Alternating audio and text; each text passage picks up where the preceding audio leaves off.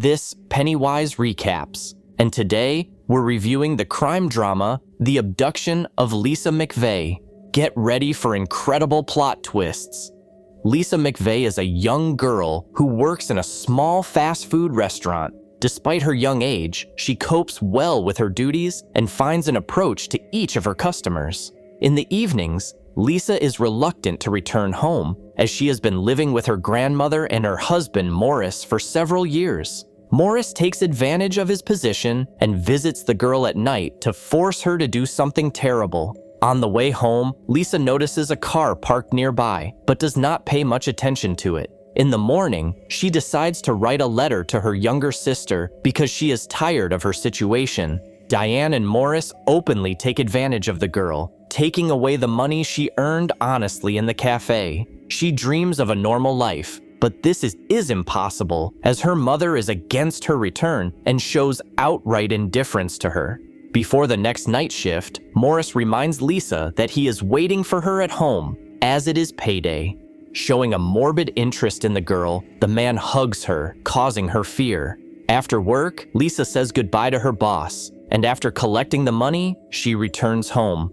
A car passing by abruptly turns around and starts chasing the girl, but soon passes her. A little later, Lisa notices an empty car in the parking lot and is attacked by the driver, who hides behind the van. Bobby drags her into his car and threatens her with a gun. Lisa does not resist, as this could have led to worse consequences, and allows him to do what he wants. Bobby commits a terrible crime, but he doesn't let the girl go because he liked her. He ties up the unfortunate Lisa and takes her to his house. The blindfold slides off the girl's eyes a little, and she notices the details of the car's interior, including the word on the dashboard. As Lisa walks up to the maniac's lair, she sees green carpet on the stairs and counts the number of steps. She notices the white skin of the kidnapper, who turns out to be left-handed.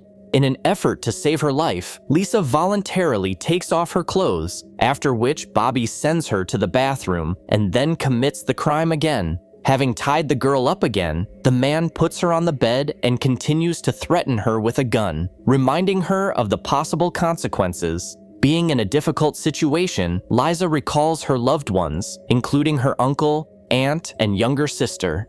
They are the only ones who truly love her and will be sad if something happens to her. The girl is afraid to tell her real age, so Lisa says that her name is Carol and she recently turned 20. In the morning, her grandmother calls the police and reports her granddaughter missing. Betty doesn't care about her daughter's disappearance, and she thinks there's no need to panic. The younger sister is sure that Lisa would not have run away without warning her, and so she asks the officer to find Lisa. Meanwhile, Lisa recalls the day she first came to Diane's house. Her grandmother had warned her beforehand that Morris would treat Lisa badly, but she took it in stride. In the present, Bobby commits another crime. Lisa realizes that the maniac is suffering from a psychological trauma, and by influencing him, she asks him to apologize for the other women. This inspires the man's trust in the victim, and he unties her hands. Detective Lopez starts searching for the missing girl and talks to the owner of the cafe where she worked. Meanwhile, Bobby prepares a sandwich for the prisoner and learns about the disappearance of the underage girl from a report. Lisa is afraid to tell the truth and claims that the girl is a different person. Believing her words, Bobby commits another crime. After that, Lisa goes to the bathroom and tries to leave her fingerprints there by touching the furniture and appliances. As she looks around, she tries to memorize every detail so that she can tell the police about it in the future. Lisa continues to psychologically influence the maniac and supports him after his bad experiences with women. Noticing that there is a phone in the house, Lisa tries to call the police, but Bobby notices this and threatens her with a gun.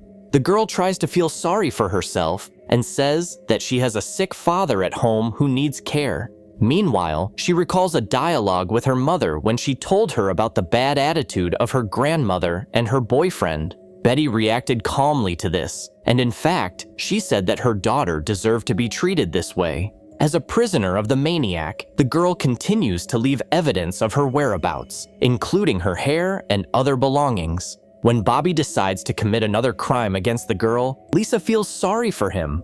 At the same time, she recalls how once Lori came to visit her, and Morris wanted to do something bad to the girl's younger sister. Realizing this, she was ready to send him to the next world. 26 hours after the kidnapping, Bobby decides to get rid of the captive and takes her to the forest. The maniac wanted to take the girl's life, but did not dare to pull the trigger because Lisa begged him to leave her alive and unharmed. The man ordered her to keep the bandage on and wait for 5 minutes. After driving away from the scene, he noticed Lisa running away and decided to catch her, but the girl managed to hide behind one of the cars. When Lisa returned home, she told her grandmother everything, but Diane and Morris did not believe her. Morris wanted to beat Lisa, but his grandmother did not allow him to do so because she had to talk to the police. Diane tells the detective what happened, but she believes that her granddaughter's story is a figment of her sick imagination.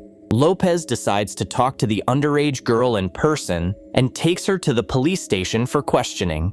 Before letting her granddaughter go with the detective, Diane warns Lisa of the consequences if she tells him that Morris treated her badly. At the police station, the girl tells the policeman about the maniac, but there are no bruises on her body. Lisa explains that she obeyed her kidnapper to survive, but the detective is increasingly doubting her sincerity. Later, female officers start talking to the girl to check if she is telling the truth. Lisa describes in detail the interior of the car, the number of steps, and the interior of the apartment. The detectives don't believe that such things can be remembered in a stressful situation, but the girl convinces them otherwise, as she wanted to punish the criminal at any cost, so she remembered absolutely everything. Meanwhile, the detectives at the police station are working on a big case, trying to find the maniac who took the lives of 9 girls. He has no clear signature of crime because all the victims have only one thing in common: the red fibers found on their bodies. A little later, Sergeant Larry, a specialist in particularly serious crimes, is sent to Lisa. After hearing the girl's story, he learns about the black car with a red interior and the same word on the car's dashboard. He also learns about the number of stairs in the house and the green carpet, as well as the evidence in the maniac's apartment. The sergeant believes the girl because it is simply impossible to make it all up. After learning about her sister, Lori asks her mother to bring Lisa home, but Betty remains indifferent to her eldest daughter. Soon, the girl draws up a portrait of the maniac and then claims that Morris has been committing crimes against her for several years in a row. Acting decisively, the sergeant arrests Lisa's grandmother's boyfriend and helps the girl pack her belongings for the move. Lisa is afraid to sleep at night, but continues to tell more and more details about the kidnapper. At some point, Larry realizes that Lisa's abuser and the serial killer are the same person. Analyzing the girl's words only confirms this assumption.